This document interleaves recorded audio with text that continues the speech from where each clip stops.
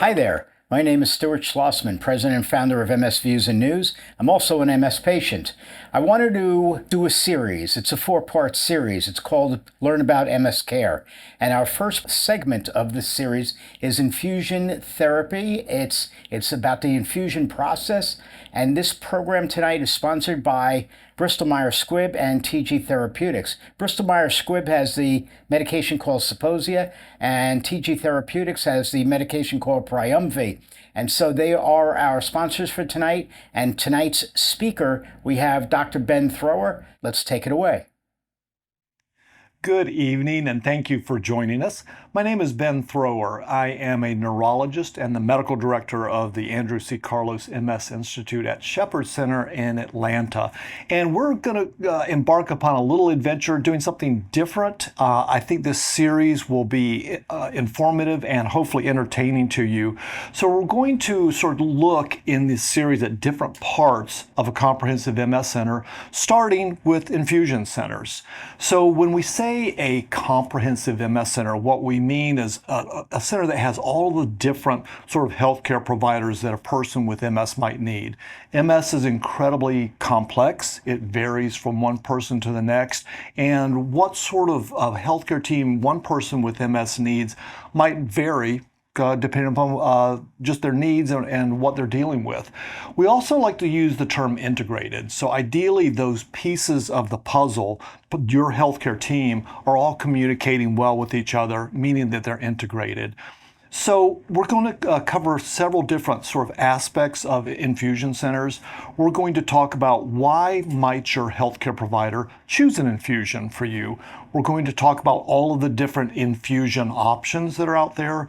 We will go into what would your experience be like at an infusion center? What can you do to make that as good of an experience as possible? And what are the different settings where you might receive an infusion?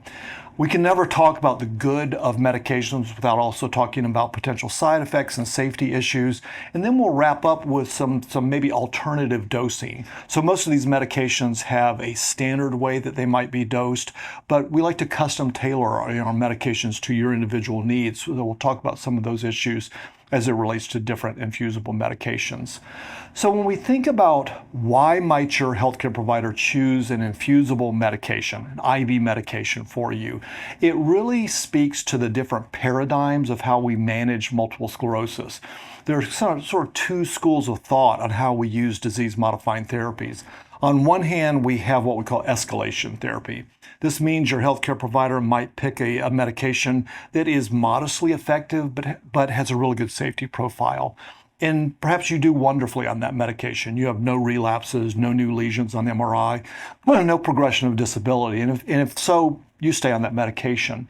If you were to not meet one of those standards, then perhaps your healthcare provider moves you up to a more effective therapy. So that's one camp. So that's called escalation therapy. The other camp would be called induction therapy. And so with induction therapy, the idea is I'm going to pick the most effective therapy from day one. That therapy could come with a little higher side effect profile, but we're going to sort of be as effective as we can from day one. There are pros and cons of both of those methods. In my opinion, most comprehensive MS centers would probably lean a little bit more towards the induction therapy, choosing the most effective therapy that we can right off of the bat. So when we think about choosing a highly effective therapy from day one, many of those highly effective therapies are given intravenously. And thus that leads us into our sort of discussion about infusible medications and infusion centers. So what are the infusible medications that we would typically look at an infusion center for MS? We have the sort of the B-cell therapies. And so with the B-cell therapies, the original B-cell therapy is rituximab. Rituximab is still used in multiple sclerosis. It's used off-label. It's not FDA approved for multiple sclerosis, but it's certainly still used. It comes in a variety of different versions. There's the original name brand Rituxan, and then there are biosimilar versions, things like Ruxience and Truxima. We kind of move into the next B-cell therapy, and this would be ocrelizumab or Ocrevus. So this is also a B-cell therapy, anti-CD20 monoclonal antibody, which is the mechanism of action really of all of these B-cell therapies. And then our most recent addition to the toolbox for B-cell therapies is Breyanzi or ublituximab. This is also an anti-CD20 monoclonal antibody used in relapsing forms of MS. I'll mention one other B-cell therapy. It's not an infusion. It's our once monthly subcutaneous B-cell therapy given at home, and that would be Kesimpta or ofatumumab. We're not going to spend as much time on that medication, not because it's not important, but because we're really focusing on the infusible medications. So with multiple sclerosis, we also have natalizumab or Tysabri, different class of drug from the B-cell therapies. And I will say as we move on into the program, when I say B-cell therapies, to avoid having to repeat all of these, I'm going to really say, when I say B-cell therapy, I'm referring to rituximab, ocrelizumab, or ublituximab. And we may talk about some individual sort of characteristics, but that saves having to repeat all of those. So when we think about infusion centers, this is a program on multiple sclerosis, but I will mention the cousin of multiple sclerosis, NMOSD, neuromyelitis optica spectrum disorders. So I'm old enough to remember a time when we argued about whether MS and NMOSD were actually the same disease, just different ends of the spectrum, NMOSD perhaps being a little more severe. We know now that it is a separate immune problem. Aquaporin for antibody testing allowed us to sort of carve that off as a separate autoimmune disease. But in many MS infusion centers, you're going to see people with NMOSD getting their infusions. And so we have the first FDA-approved B-cell therapy for NMOSD, that's Uplizna. So Uplizna is it's a little bit different than our MS therapies in that it targets a different receptor on B cells. It's an anti-CD19 monoclonal antibody versus the CD20 monoclonal antibodies that we use in MS. And then there's Soliris or eculizumab. Soliris is also given intravenously. There is a third FDA-approved treatment out there, Inspring. This one is actually given subcutaneously. So you might see someone get their first injection in a controlled setting like an infusion center, but typically then that medication is going to be given outside of the typical infusion setting. So then kind of moving into, so we've talked about the different options that are out there in terms of infusible medications. What about that infusion experience itself? When we think about the infusion experience, it's important to know kind of where are you getting your infusion at? And there are really three potential settings where you would do your infusions. You could come to a comprehensive MS center where we've got the infusion center right down the hall from our exam rooms. Some private practice neurology offices have infusion centers attached to their office. So that's one setting. The other setting would be at a standalone infusion center. So this might be, for instance, a cancer center that also does multiple sclerosis or NMOSD infusions. And then lastly, we have home infusions. Each of these models has different pros and cons associated with it. I'm biased. I like the infusion center to be attached to the MS center. What are the advantages of having the sort of the infusion center attached to the comprehensive MS center? It allows us to, again, to try to do as many things all at the same time. So in our setting, if we can have you come in and have a provider visit, whether it's with myself, a neurologist, with a physician assistant, a nurse practitioner, you get your MRI the same day, we do your labs the same day, you go right down the hall to the infusion center. To me, that's a nice, neat package. I know when you got your infusion, I know when you got your labs, I know when you got your MRI, so it's all very controlled. Neurologists like control. We like to be in charge of safety and things like that. So there is an appeal to us to doing the infusion in a setting like this. So why might you go to a freestanding clinic or home center? Sometimes insurance companies dictate that to people. So that is called site of service. So when we say site of service, we mean your insurance carrier may have a contract with a freestanding infusion center so that they're maybe perhaps getting a more favorable rate. So they may come to me and say, listen, doc, I'm fine with you giving drug X, but I want you to give it at this center and not at your center. we have a lot of fights and discussions with insurance carriers over this very issue. Some of this has to do with contracting, so our business people may be talking to your insurance carrier and saying, let's work a deal so that we can keep these folks in-house where it's a very controlled setting. Sometimes we win those fights and sometimes we don't. So if we're going to have to send someone out to a freestanding infusion center, we like that to be a center that we have some relationship with, where there's a certain level of trust, where we know that labs are going to get back to us, the reports will get back to us. The last setting would be the home infusion setting.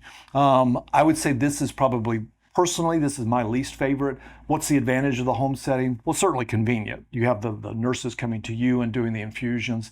The reason it's a little, I would say, unsettling to me is I just feel like it's a less controlled setting to me. These may be nurses who don't do just MS. Maybe they do a lot of other infusions. So you might be losing a little bit of that very focused expertise on MS or NMOSD. So all of those are potential settings where you could get your infusion. What about the experience itself? So some things to think about are, how long is my infusion? Can I bring a significant other with me when I come for your infusion? What's the temperature like in that infusion room? Is it going to be freezing cold, which many hospitals are? So do they have blankets? Do I need to bring a jacket? What is that going to be like? What is the restrooms situation like? If you're here for a length of time for an infusion, there's a chance you may have to get up and go to the restroom. What can you do to make our life, or more specifically the nurse's life, a little bit easier when you come in for those infusions? Be hydrated. That's probably one of the biggest ones. There is a temptation sometimes to restrict your fluid intake, your thought being, I'm going to be sitting in this chair, I don't want to have to go to the restroom, so I'm going to cut back on fluid so it's less likely that I have to go to the restroom. The problem with that is if you are relatively dehydrated, it makes it much more difficult for the nurse to get that IV in. And the last thing you want is for the nurse to have to try, 3, 4, 5 times to get that IV into you. So do be hydrated when you come in for that. Know kind of ahead of time, what that day is going to look like. Know how long your infusion is. If you don't have someone staying with you, what are you doing for transportation? When should your ride come and pick you up? There's not only the infusion time, but many of these infusions have an observation time after the infusion is done. And that may vary from infusion to infusion. When we look at people that have been on these infusible medications for a while, typically we can actually either drop that observation time afterwards, or maybe at least shorten it for the individual. So these are all some things to sort of think about with the sort of the experience itself of coming in for an infusion. We're going to get a little bit now into sort of individual sort of safety concerns and how we might mitigate those safety concerns with the different medications.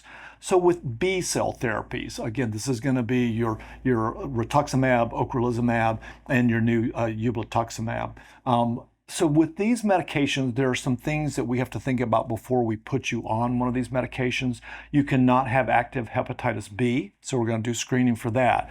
You have to have tuberculosis screening. That can either be a blood test or a skin test to make sure you don't have active or untreated latent tuberculosis. So those are the two hurdles that we want to get past first before we think about you being a candidate for one of those medications. So again, with that class of B-cell therapies, what do these drugs do? They bind to the CD20 receptor on certain B cells in your immune system. As B cells grow up in your immune system, eventually as they mature, they become plasma cells. Plasma cells are the cells that make antibodies. At that point, that CD20 receptor actually disappears from the B cell.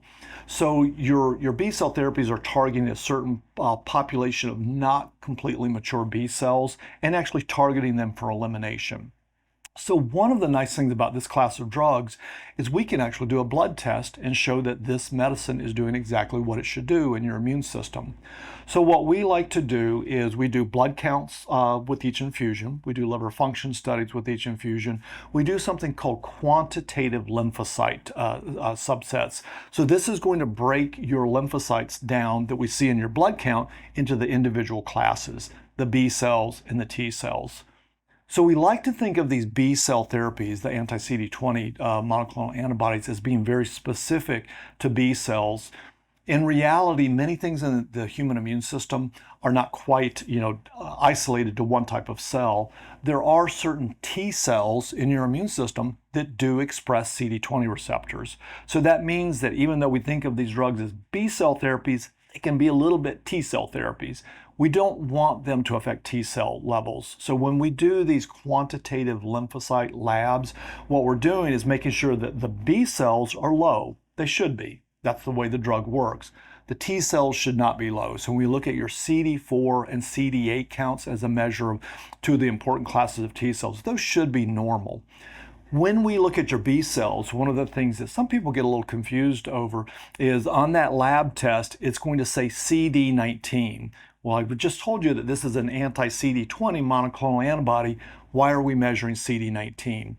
Most of the lab assays we have do the CD19 because that receptor travels hand in hand with the CD20 up to a point. There's a point where the CD20 will drop off of the B cell and the CD19s stick around a little bit longer.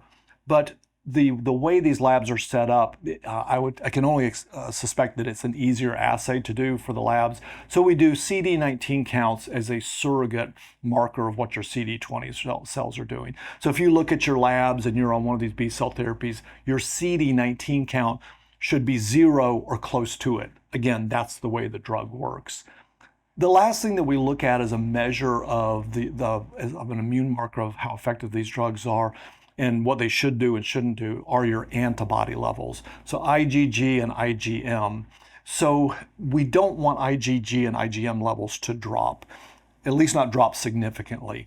In some people, they will slowly trend downwards. If that downward trend is associated with any increase in infections, upper respiratory infections, UTIs, we may need to act on that. And sometimes we will adjust doses of these medications based upon that IgG level or the T cell subsets if those are dropping. So those are some of the labs that we do typically with our B cell therapies. What about natalizumab?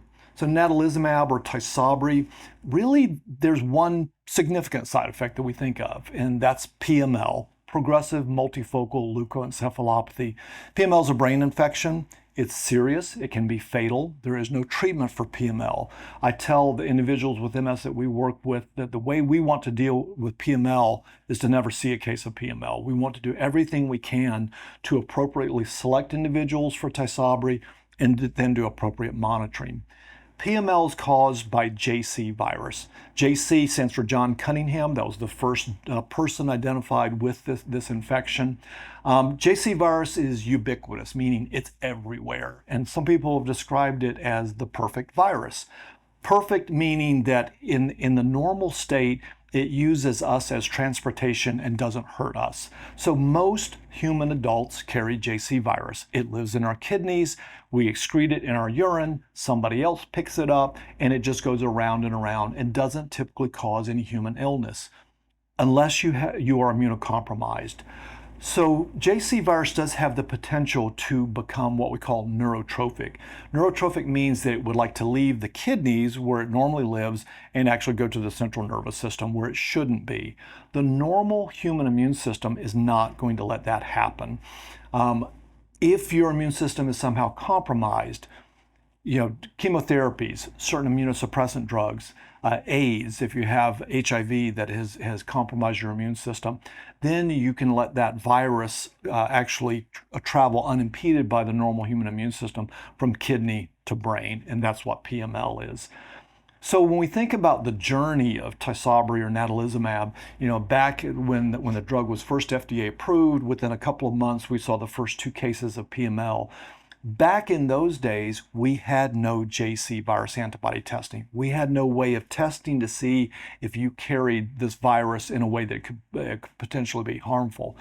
So when the drug was reintroduced after a period of being voluntarily withdrawn, we did have a JC virus antibody test, but it was a simple positive or negative. We could tell you that you had antibodies or you didn't have antibodies.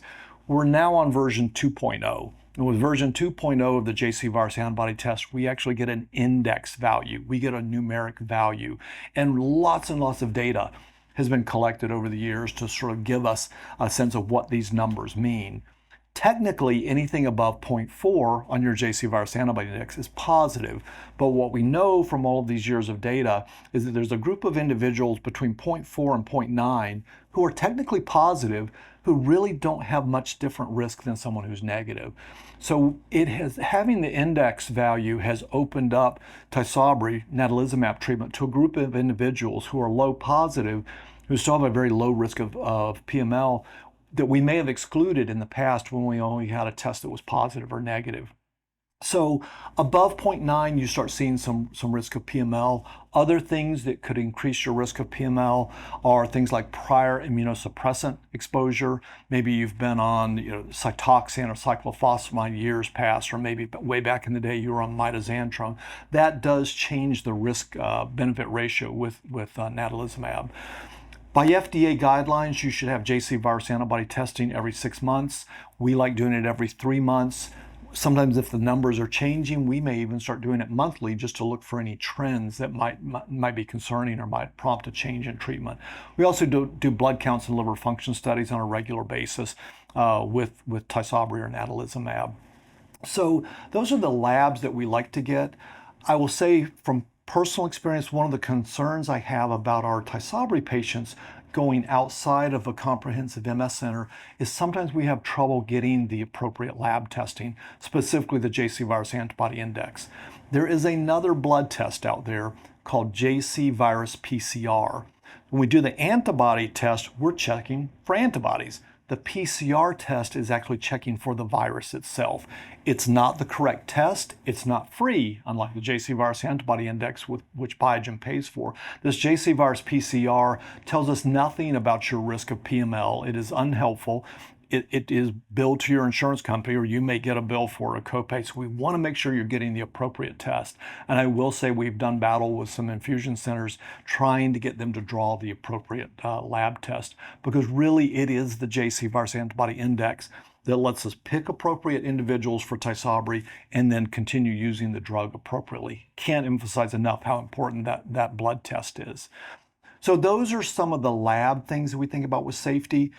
When we think about potential side effects otherwise, so with the B-cell therapies, there is the potential for infusion reactions. And what that might look like, it could be itching, maybe a scratchy throat, maybe itching in your ears, could be an outright allergic or even anaphylactoid reaction, which would be more serious. One of the ways that we can lower the risk of any infusion reactions with B-cell therapies is by pre-medicating you. And different centers might have their own little cocktails of what they use. What we use is a little bit of acetaminophen, a little bit of diphenhydramine or Benadryl, a little bit of Pepcid to protect your stomach, a little bit of Solumedrol, 125 milligrams, and a little bit of Zofran for nausea. Does everybody need all of that cocktail? I don't know. I don't think so, but we're just superstitious enough. We know if we give it, that most people feel good when they come in for their infusion and they feel good when they leave after the infusion. So we would prefer to keep that pre-medication regimen. There may be individuals that can't receive certain components of that pre-medication regimen. So for instance, if someone has tightly controlled diabetes, maybe they can't get the Solumedrol component because it's going to raise their blood sugar. Maybe someone has reactions to diphenhydramine. So we can adjust as we need to and sort of customize that pre-medication regimen to your individual needs. In the long run with the B-cell therapies, again, we want to watch for infections over time. So if you're having any increase in upper respiratory infections, UTIs, anything like that, and you're on a B-cell therapy, please let your healthcare team know about that. So with natalizumab, we talked about the risk of PML. There's a slight increase in UTIs, but really PML is the big thing that we're concerned about. Much lower incidence of infusion reactions. It can happen, but the risk is pretty low. With the B-cell therapy that's FDA approved for NMOSD, really a lot of the same safety issues apply there in the lab monitoring that apply with our MS B-cell therapies. And then with the Soliris, the other NMOSD drug, there is some monitoring for infection risk, some lab monitoring that's going to go along with that as well. So those are some of the big safety things that we look at with our infusible medications. What about alternative dosing with our medications? So let's start with the B cell therapies. Interestingly, even though there are different options here, rituximab, ocrelizumab, and ublituximab, I'm sorry, not ublituximab, the Uplizna, even the ublituximab and NMOSD, they're all dosed very similarly. Once you're on a maintenance dose with these B cell therapies, it's really every 6-month dosing with these medicines. There may be a loading dose to start off with. With these medications, again, they're kind of designed to be a 6-month rotation. With rituximab, there is a little bit of flexibility. Why? Because we're using it off-label. There is no absolute on-label indication for rituximab in the demyelinating disease world. And because we're using it off-label, it means we can sort of make up the rules as we go. So there are some individuals, when we give a B cell therapy, that they will need a dose sooner than the usual scheduled time. When we give one of these B cell therapies, and we're talking about a 6-month interval between dosing, does the drug itself stick around for 6 months? No, the drug sticks around a much shorter length of time, probably a week or so. What sticks around for 6 months is the immune effect. So we're knocking these populations of B cells down, and then your body is slowly making more of the B cells, typically at a 6-month interval. So some people seem to make them faster than that. There's a lot of individual variability in how quickly your body repopulates those B cells. There may be even racial differences in how quickly people repopulate B cells. Research has suggested that Black individuals seem to repopulate a little faster than other groups of people. So if we are on rituximab and it looks like you're repopulating more quickly than 6 months, we may go to an every 5-month, an every 4-month, and every 3-month, whatever the clinical situation dictates. And again, we have some flexibility there because the drug is used off-label. With ocrelizumab, standard dosing is every 6 months. If you read the package insert, though, there is a discussion about 5-month dosing. So if the need is there, whether you're repopulating your B cells sooner or maybe you're having breakthrough symptoms, we can give that drug a little bit more quickly. With the Briumvi, really that's going to be a 6-month dosing regimen. I suspect that's our newest addition. Again, as that drug has been out for a little bit, I suspect that you're going to see some alternative dosing regimens looked at for that as well. Natalizumab, Tysabri, typically should be given on an every 28-day or every 4-week basis. There is some flexibility in there. You might be able to go a couple of days early, a couple of days late. In recent years, there's been quite a bit of research looking at something called extended interval dosing. What that typically means is taking you from 4 weeks to every 6 weeks. And so there were 2 questions when we started looking at extended interval dosing. Number 1, is it just as effective as 4-week dosing? And number 2, does it lower the risk of PML? Most studies have suggested that you maintain the same level of effectiveness with 6-week dosing, and studies have also suggested that we do lower the risk of PML by pushing that dosing interval out some. One of the questions that has come up sometimes is, so my doctor has put me on a 6-week interval. I have a vacation coming up. I need to do a 5-week interval. I only went on 6 weeks for convenience. So there's no safety concern with me doing 5 weeks. It's for my convenience. Do realize that when a healthcare provider writes you for a 6-week infusion, that's all the insurance company sees. They do not deal in shades of gray. So if you need some flexibility, it may mean a phone call from your healthcare provider to the insurance company to get an okay for that 5-week infusion, or the physician writes you as a 4-week infusion, and just between the two of you, you know that you're actually doing 6 weeks, and so you've got that flexibility. I wish that there was more flexibility with insurance companies, but again, they don't deal in shades of gray. One of the things that we should discuss when we think about dosing intervals with Tysabri is the so-called crap gap. People feeling poorly as they come due for their infusion. It is very real. It doesn't happen to everybody, but some people will say, when I get my dose of Tysabri, I kind of feel like my gas tank is full, I'm good to go, and maybe 3.5 weeks later, I'm getting close to my next infusion, I start feeling a little bit run down. My energy levels are lower. It does happen to some people, not everybody. So if we're thinking about 6-week dosing, let's say you're on 4 weeks, but you start feeling poorly at 3.5 weeks, and now either for safety or convenience, we're talking about moving you to 6 weeks. we need to consider, or now have we taken you from feeling poorly for a few days to feeling poorly for 2 weeks plus a few days? And so that is a discussion. There are centers that are putting people from day one on every 6-week dosing. So, and that may be an option if you're newly diagnosed or new to starting Tysabri. So lots of interesting things, going on. And as these infusible medications are out longer, we will continue to learn.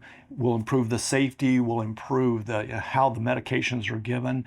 We want this to, I think when we think of MS, my goal for people with MS is, I tell you, I want your MS to be boring. I would love for you to come in for a visit and we talk about your kids, your vacations, your pets, whatever, and your MS is just stable. Part of that sort of stability may involve you being on an infusible medication. I remember finishing neurology training in 1992. We had no FDA-approved treatments for MS. Here we are now in 2023 with just a plethora of options. We've focused in this section on infusion centers and infusible medications. I don't want the people at home to think that this is what everyone with MS needs to be on. I will guarantee you there's someone out there listening who is on one of our original platform therapies, maybe a glutamate, an interferon. There are people on oral therapies. All of these medications have a place. Again, MS is incredibly varied from person to person. And while we could talk about trends about how one medicine might be more effective than another, the best medication for you individually is the medication that's controlling your MS.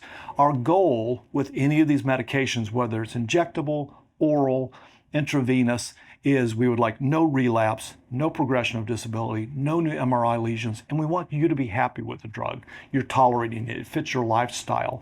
If you're on an older medication and you're checking all those boxes, absolutely fine to stay on one of those medications. So hopefully this has helped some with your understanding of what different infusion centers look like, where infusible medications might fit into your treatment regimen. And we look forward to the rest of these programs and teaching you more about the different components of MS centers.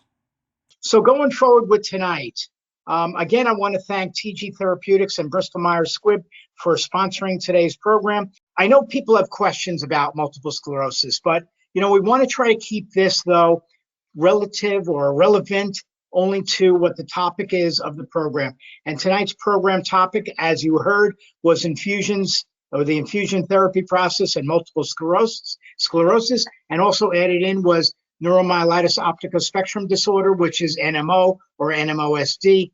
So we wanted to say this as well.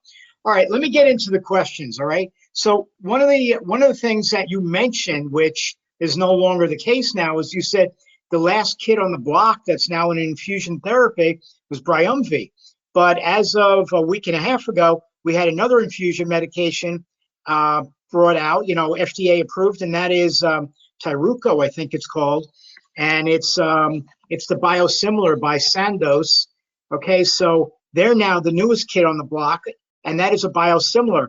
So I think you spoke about biosimilar during the program, but if you could repeat it again, or tell us how this is going to work with the insurance process. I mean, are the insurance companies going to say halt to Tysabri and let's go with the biosimilar, or how do you think that's going to play out? Yeah, so thanks for putting all this together, Stuart. You have done a great job. Thank you to the folks behind the scenes. Bill and his crew did all the video parts of this. You make our lives easier. So when the patent on a biologic agent, so all of these monoclonal antibodies that we're talking about are biologic agents. When the patent expires on that sort of medication and a competitor is going to come out, we don't call that competitor a generic, we call it a biosimilar. And they say that because these are biological products and they're slight variances from batch to batch. It's a little different than a traditional chemical medication. So we have experience with the biosimilars to Rituxan, and what we have seen is that insurance companies have come to us and said, we prefer this new biosimilar version of Rituxan. We like Truxima or Ruxience, and it's mainly due to pricing. The biosimilars are frequently less expensive.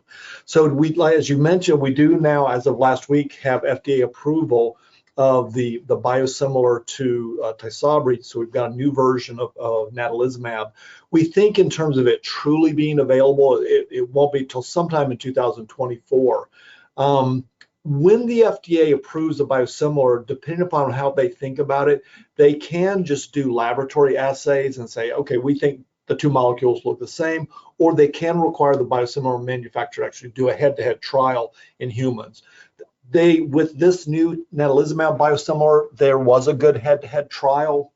It does look like the drugs have the same effectiveness. The key with this new version of natalizumab is going to be the JC virus antibody testing, and as we need to see where this is going to shake out. So the current JC virus antibody index test and all that data belongs to Biogen. So this new company cannot use that test, they can't use that data. So they're going to develop their own JC virus antibody assay. And then what we need to look at is how do the two lab tests compare? Are we comfortable with the new lab test? I think until that's out, I don't think we're going to see insurance companies mandating a switch until we have the safety monitoring all buttoned down. Okay, thank you for that. All right, that takes care of a big question, and now we'll go on to the other ones. Well, a few people are typing in questions online, but before I get to their questions, I want to go through the ones that we have. So another person writes, I'm on Ocrevus and want to know if that is the best MS progression slowing infusion. So again, all of these drugs can be effective in a given individual. And so what we're doing is we're taking population data or studies and comparing it to you as an individual. Ocrelizumab is a very, very effective drug. I would put it amongst the drugs that are at the top of the food chain. So there was an interesting retrospective study recently where they looked at people who had received autologous hematopoietic stem cell transplantation, basically getting a new immune system. Looked at how they did after that procedure versus how people on Ocrevus versus Tysabri versus Gilenya. When you looked at how the HSCT worked in terms of preventing relapses, new lesions, and MRI disability, it was here the Ocrevus was almost as effective. So I think it speaks to how effective Ocrevus is. Tysabri was just right a hair below the Ocrevus, and then Gilenya was just a little bit further down. So I do put Ocrevus pretty high up there in terms of effectiveness. Okay, great, thank you. All right, next person writes, so first off, everybody needs to know, I cannot disclose or I cannot talk about anything that you say that you're writing about your personal details, and I'm not going to, and nor can I say anything that the doctor can answer as you being a patient. I can only ask, or you can only ask things that are written as in general. So if I take a question that you write and I turn it all around, that's the reason for it, okay? Just know that I'm making it so it's something that the doctor can answer. Otherwise, we have to scratch it off entirely.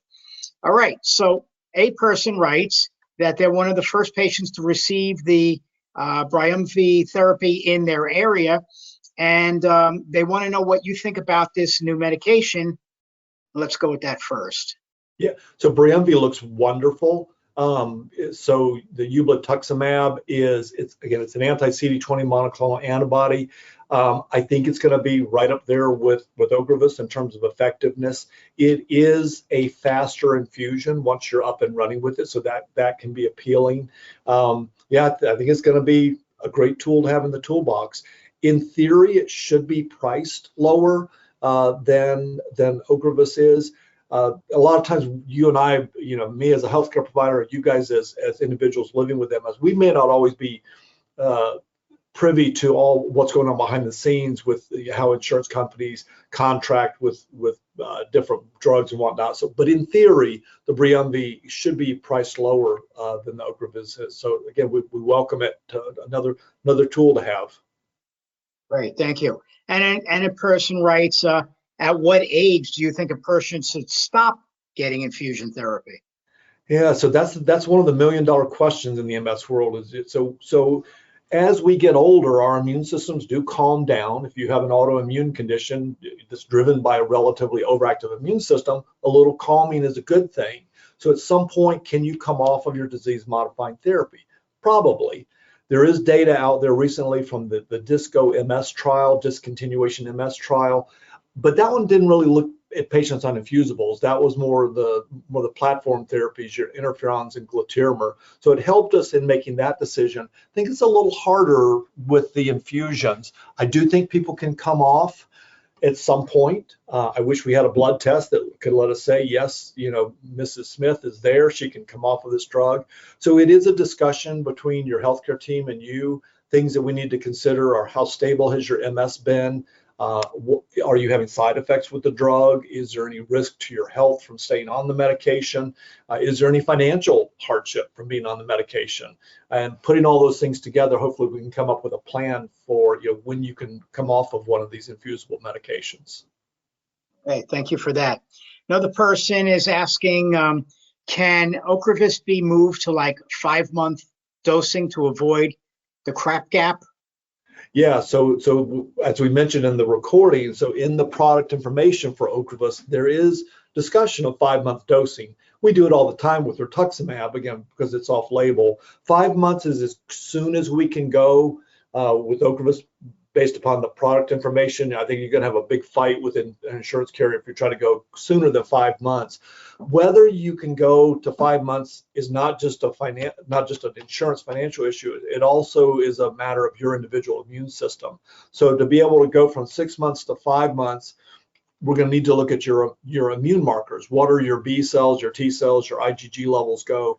If you're on 6 months and let's say that your IgG levels are already low or your total lymphocyte count's low, or you're having infections, upper respiratory infections, UTIs, I might be a little nervous about moving to 5 months because I'm going to suppress your immune system a little bit more. But the easy answer is yes, to avoid that crap gap with Ocrevus. If all the stars align and your safety looks good, we can go to 5 months. Great, thank you. Before I go further, somebody's asking who I am. Well, I guess you haven't been on here much, but I am Stuart Schlossman, president and founder of MS Views and News. I'm also a multiple sclerosis patient, and that's why I love doing what I do. Thank you. All right, next, a person writes, does the Tysabri infusion cause your JC virus numbers to increase? No. So we don't really know of anything that we can do or you can do that would actually make your JC virus antibody numbers change. So no, the Tysabri itself doesn't do it. To our knowledge, none of the medications really do that. So yeah, it is just something that happens. Some studies have suggested that about 3.5% of people will have their JC virus numbers start creeping up each year into a range that maybe we have to think about changing what we're doing, either going to a different medication or going to the extended interval dosing. Okay, thank you. Next, do you have to take steroids before an infusion? Not you, but. So if you are on a B cell therapy, we do typically give a little bit of solumedrol to help prevent infusion reaction. So our protocol is 125 milligrams of IV solumedrol. It is a relatively small dose. Tysabri, typically not, but so I think, again, all of our B cell therapies, we tend to do it. Again, if you have a health issue that would prevent us from using the steroids, or maybe you've had a bad reaction to steroids, we can hold it if we need to. But not concerning Tysabri, not that you need a steroid, but we do know that people do get pre-medicated. Can you speak about that, please? Yeah, so we do see some people that have infusion reactions with Tysabri.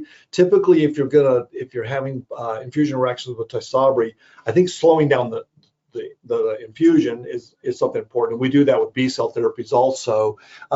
Looking at Benadryl, Tylenol, if it's nausea, looking at something for nausea like Zofran, are all things that we can do with Tysabri also. Okay, thank you. Next, person writes, I would like to know more about the physical impact that infusions can do to the body. So all of these infusions do something to your immune system. That's what they're supposed to do. So, again, with the B cell therapies, we can measure that with blood testing. We can make sure that they're doing what they should do and not more than they should do. With Tysabri, or natalizumab, we really don't have a blood test that measures what they do in the immune system. The way those drugs work is they bind to a receptor on white blood cells called an alpha integrin receptor, and they prevent those inflammatory cells crossing the blood-brain barrier. So the natalizumab and Tysabri and the new biosimilar form are not killing any cells. They're just not letting the cells get in and cause damage. We want to make sure over time that those medications are not causing any issues with your liver.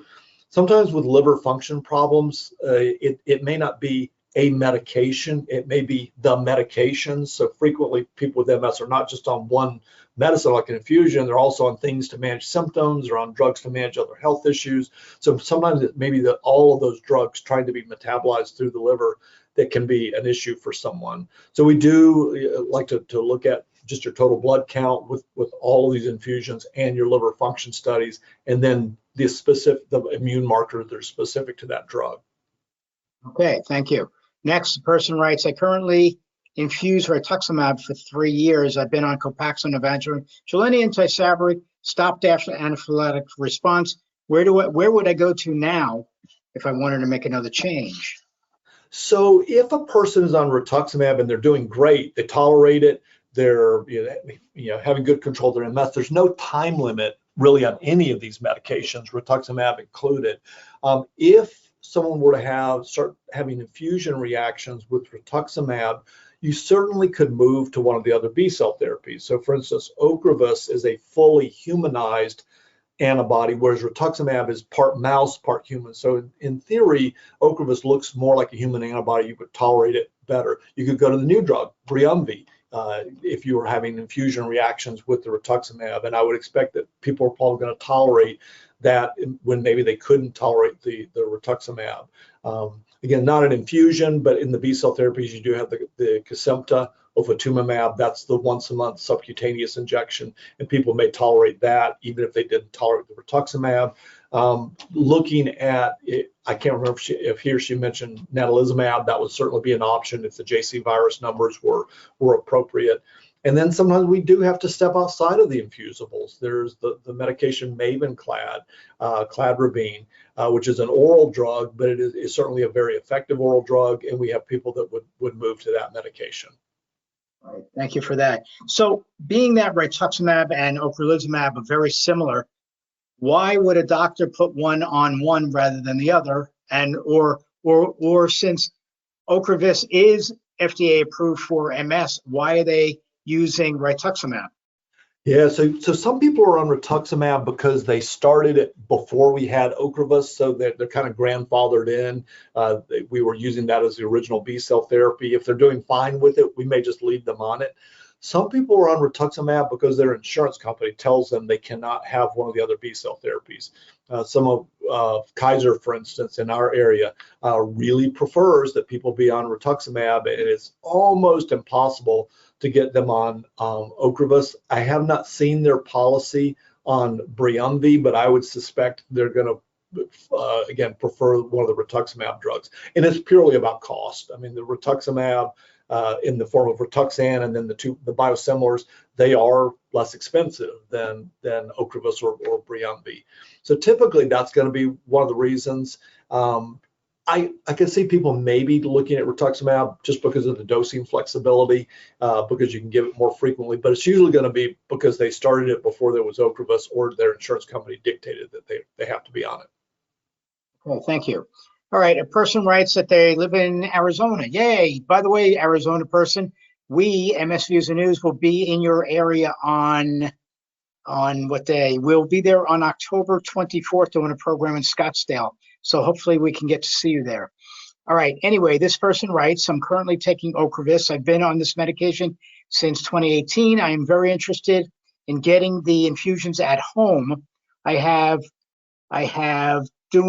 am doing very well on Ocrevus. I have been issues with infusion centers in the past 3 years. I totally understand that. COVID has made a huge difference. This goes on and on. The infusion center has been going since 2018, seems to have been sold to out of the country. Have you any experience with this type of situation? We do sometimes have insurance companies will sometimes want to do the home infusions. Again, that's usually a cost issue. And when sometimes we have individuals like this person say, God, it would sure be a lot easier to have this sitting in my living room chair versus having to get to the infusion center. And again, this is just my personal bias. You're going to see a lot of range of different opinions across different healthcare providers. I'm not a big fan of home infusions with any of our infusible medications, just because, I mean, even though you have tolerated Ocrevus for a long time, you can have infusion reactions that develop at some point down the line.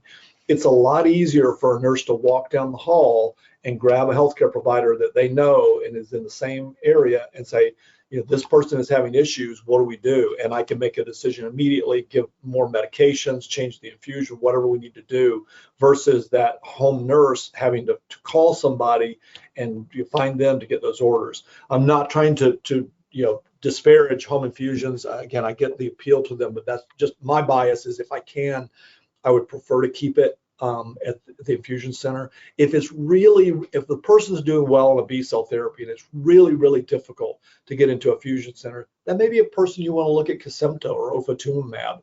And that one was kind of designed to be given at home as a once-a-month subcutaneous injection. Thank you for that. All right, so that one I wanted to lead into the next one. So a person writes, I've been having problems finding alternative infusion centers in my area. How do I go about finding one?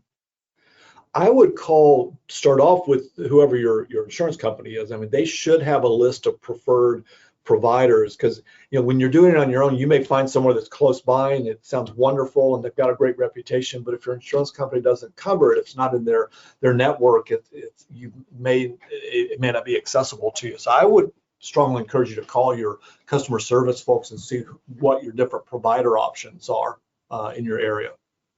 Great, thank you for that. All right, next, back online. Great job. Question about stem cells. Any study on B-cell therapy infusions on injections how they affect stem cells, or just studies on B cells?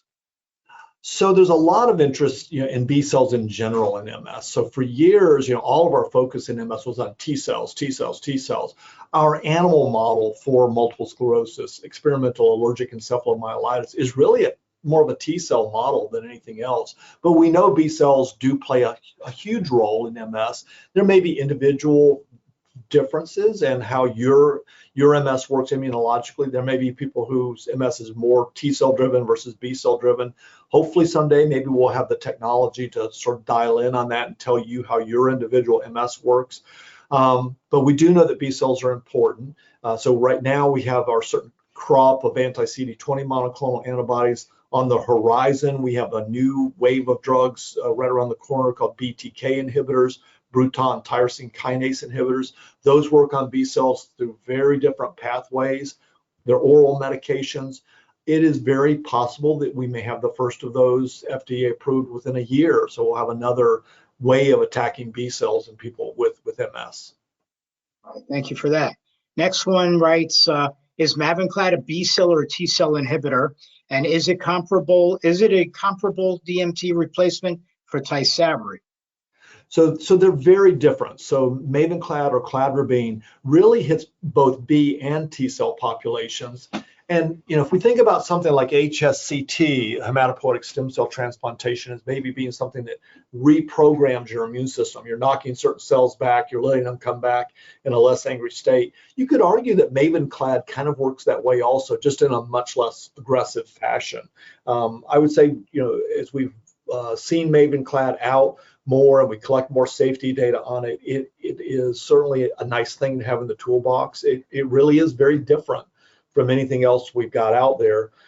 Depending upon what your individual situation is, it could be a reasonable thing to transition from something like Tysabri or natalizumab.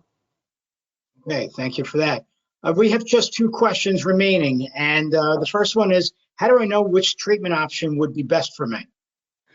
So that is an art, and I would say it really is a discussion between you, your family, and your healthcare team. There is no one right fit for everybody out there with MS. You need to think about what's important to you. What is your risk tolerance? Do you live somewhere where you're close to an infusion center? Is an infusible medication reasonable for you? So in most people, it's not like there is one right medication. There are probably several right medications. Some may be a little better than others, but yeah, I just think it's a process. It's a discussion between you and your healthcare team to come up with what's going to be right for you. Okay, thank you for that. And now the last question, unless we get a flurry of other ones coming in, and that is, if a patient has a life-threatening reaction to Tysabri due to very high JC level, should this be a concern while taking Ocrevus? So if the patient has had a life-threatening reaction, I read that wrong. Yeah, so if you had a reaction to Tysabri, that probably that's an infusion reaction, more like that's unrelated to your JC virus status.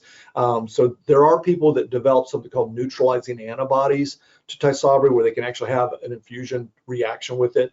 So if you had a severe infusion reaction to Tysabri, you're probably done with Tysabri forever. That one would be off the table. That would not predict you having any issues with Ocrevus. So are the B cell therapies potentially associated with a risk of PML? It's very small. So most of the cases of PML that we've seen with B cell therapies have been what we call carryover cases.